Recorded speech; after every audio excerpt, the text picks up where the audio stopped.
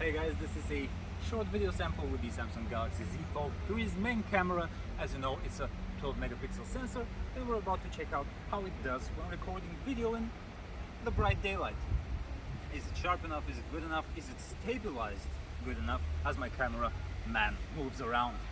Also, my voice, can you hear me clearly? Now, if he zooms in on my face, there's a 10 times maximum zoom, and also Samsung has this technology where the microphone will try to focus in on my voice and exclude any of the outside noises. So tell me if that's working for you. Can you understand me? Can you hear me clearly?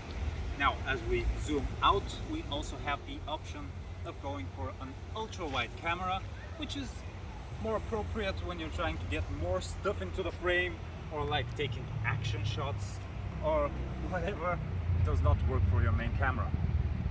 Move around a bit more, see the stabilization, look up, see what happens when the camera sees a lot of highlights. Is it going to adjust the exposure appropriately? Move back to my face. Am I lit up? Can you see this pretty face here? Alright, that's pretty much it. Check out the full review at PhoneArena.com, and we'll see you there.